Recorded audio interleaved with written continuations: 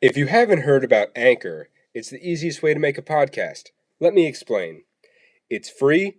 There's creation tools that allow you to record and edit your podcast right from your phone or computer. Anchor will distribute your podcast for you, so it can be heard on Spotify, Apple Podcasts, and many more. You can make money from your podcast with no minimum listenership. It's everything you need to make a podcast in one place. Download the free Anchor app or go to anchor.fm to get started.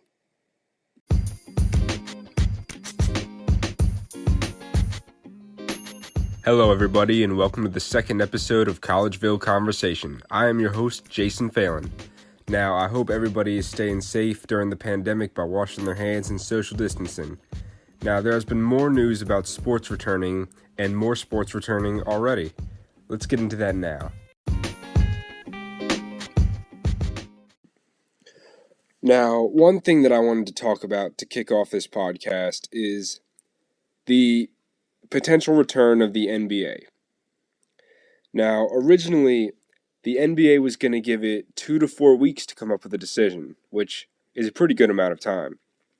And they were considering Walt Disney World in Orlando, Florida, and Las Vegas as the leading possible locations for a 16-team playoff, minus the fans. All right, and eventually, Walt Disney World has come out to be the leading choice to host the playoffs or potentially the regular season, by the way. And, of course, the players would be isolated off when they're not on the court, which I think is, of course, a good idea. It's what they need to do. And the NBA was surveying GMs on the options to restart the season and what they thought they should do. And some of the choices were going straight to the playoffs or playing every regular season game that was missed to make up for all of it, or just playing a small portion of the regular season games that were missed. And I'm a little torn between just going straight to the playoffs or playing every single game. Honestly, at the end of the day, I think they should just play every single game because, it's more games, right? And some teams, like in the 8th seed, they're in tight battles to keep that 8th seed, and it's who knows what could have been if you just took away those games from the teams that are trying to get into the playoffs. And yeah, and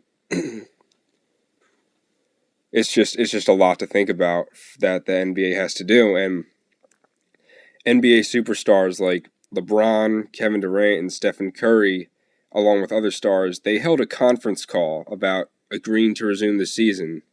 And I think that the players' decision on this is going to have a lot of weight on this. And clearly it has, because it honestly looks like they're going to have the season, because the NBA sent out a survey to basically every single player saying, do you want to play or not?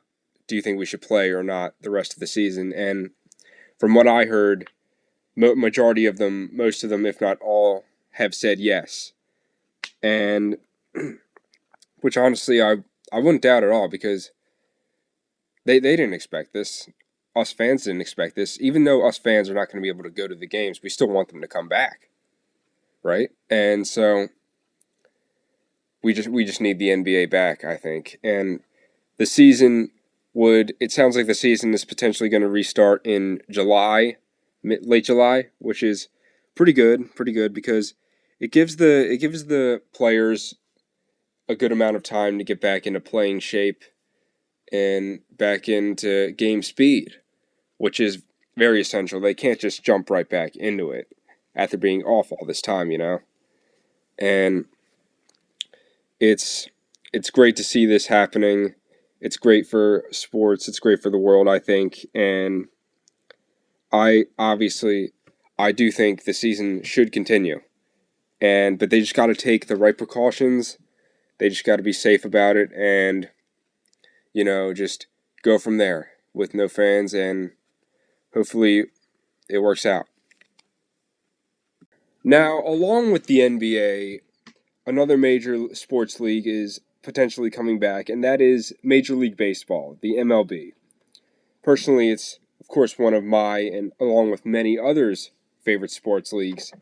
And it's great to see that it could possibly come back. And how the MLB is navigating the coronavirus pandemic and what they will possibly do when or if the season restarts is going to be, of course, frequent testing amongst the players, and anybody that tests positive, they will be quarantining back at their hotel room if they are after undergoing intake screening upon arriving to spring training 2.0.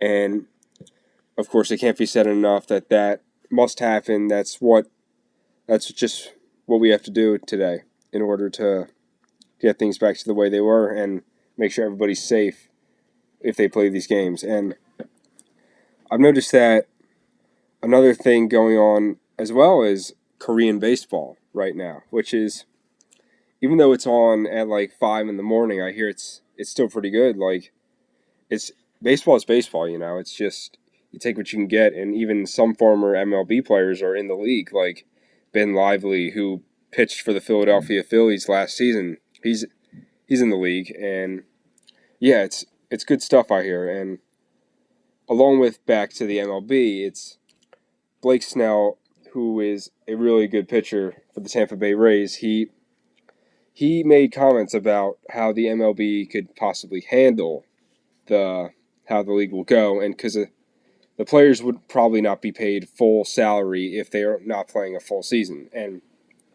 he said that it's just not worth it, that he doesn't think. And Bryce Harper of the Philadelphia Phillies, who's one of the top players in the league, he backed him up, and which is okay. And Bryce Harper, he posted on Instagram, and in a caption, he proposed his own plan about how the season could go. And just some takes from that caption. He said it would go east and west like the NBA, 135 games, an off day every 2 weeks on a Monday and Sunday, doubleheader, 7 innings. 30 players, 6-man rotation, save arms, if pitchers wanted this, if not, no big deal, DH and any other ideas possible. As for playoffs, a 2-week World Series, sort of quote-unquote like Super Bowl week, and 10 teams round-robin format, College World Series kind of style at the new Texas Stadium, or whatever stadiums are best. 3-game series, you win the series, you move on. You lose, you play the other loser in a 1-game wild card. Winner of that moves on, the other team is out. Or you could play in Vegas, so you have a strip hotels, and you could use one hotel for all the guys to contain, possibly. 2 teams left, 7-game World Series, like always. They get 2 days off before the series. With those 2 days off, you could do an All-Star game and Home Run Derby. You could do the MLB Awards as well at that time. And then, he said, you back up the season the next 2 years. May 1st, 2021, April 1st, 2022. Which I think is a pretty good idea, actually. It's not a bad idea at all. And the MLB player negotiations to restart the season. The team owners approved a plan that would restart baseball in July, which is pretty cool. And tons of fans like me, I hope they get to see it. I had tickets to Roy Halladay's jersey retirement game, which is, it's pretty devastating you can't go, but it's just what we have to do. And hopefully the MLB can restart the season, come to an agreement with the players, and, go from there. It is during this pandemic that we, not only as sports fans, but the world altogether, we're starting to figure out just how much sports really matter to us now that they're gone, temporarily. Like, for example, the return of NASCAR has brought out excitement in a lot of people. And I always thought NASCAR was pretty cool. I liked some of the drivers like Tony Stewart, and yeah, that's really the only one that I really paid attention to when I was growing up. But yeah, NASCAR is really amazing, and I like that it's come back and how it's been able to come back. And this may be underrated, but the American Cornhole League tournament. Now, cornhole to me is extremely fun, and anybody can really play it. You just got to get good at it, and it's a really good game to play at graduation parties and just anywhere. It's popular at tailgates as well, and it's just a fun game to play, and it's growing. It's definitely growing in popularity. But at the American Cornhole League tournament, it required them to, of course, stand 6 feet apart. They had to be in a box that only one person could be in when they were throwing the bags. And, of course, there was no fans at all. And, yeah, it was just pretty cool. It went on all day, and it's just a cool sport that came back. It's pretty cool. And another thing that proves, just how much sports really matter to us due to their absence now is, like I stated before in the previous episode when I was talking about The Last Dance, I'm going to add on to that. The Last Dance, it averaged 5.6 million viewers per week over the 5-week span. And this is, not only one of the greatest basketball players of all time, Michael Jordan, the Chicago Bulls dynasty. Keep in mind, Michael Jordan has been retired for 17 years now. And the interest and demand in him is still very sky high. And it's always going to be sky high, of course, with the Jordan brand and all that. And, his brand is just going to keep growing. It's amazing. And sports they're just part of our way of life, They're just part of our way of life, and they bring out the competitive side in all of us, whether you're playing or not. When you're not playing and you're just rooting for your team, of course, you side with that team, and you're very, very competitive with them. And it just brings out that driving force, the competitive nature in you.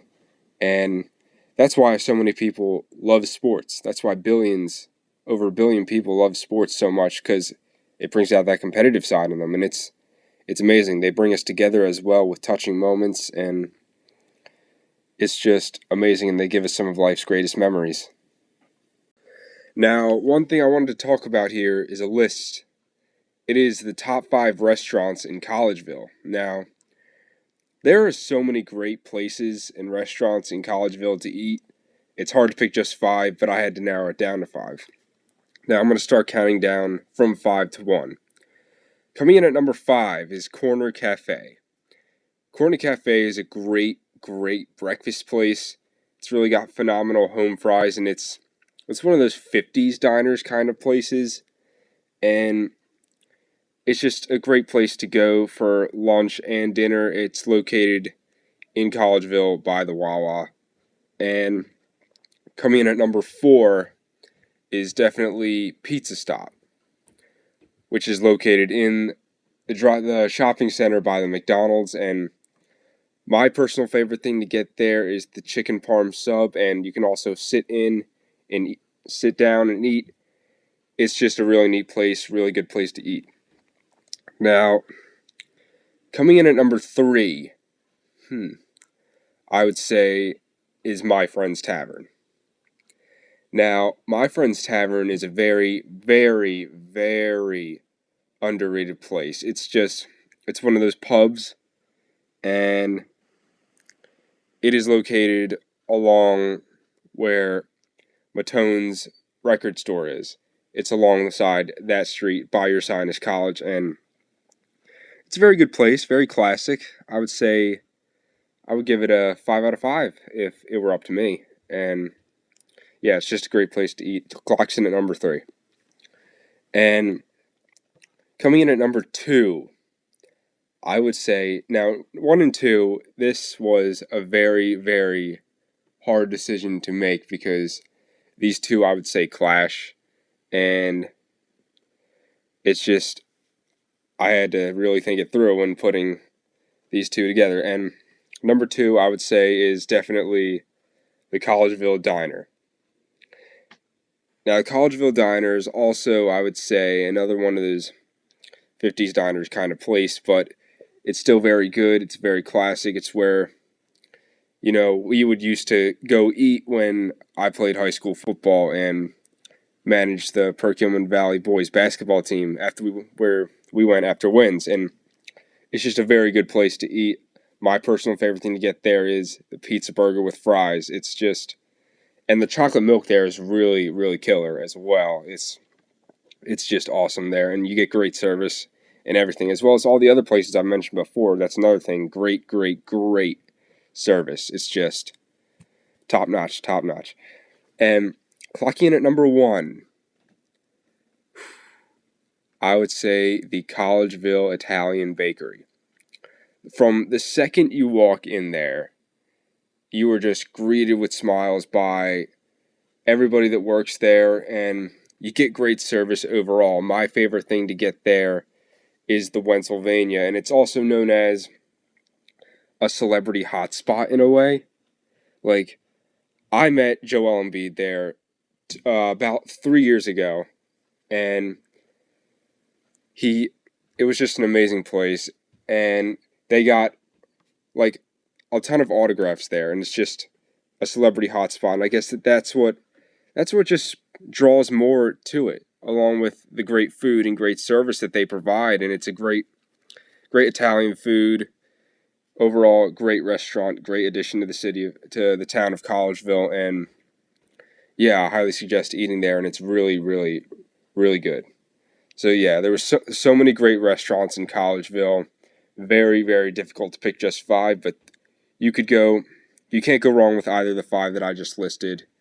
So yeah, I highly suggest eating at all those places if you can.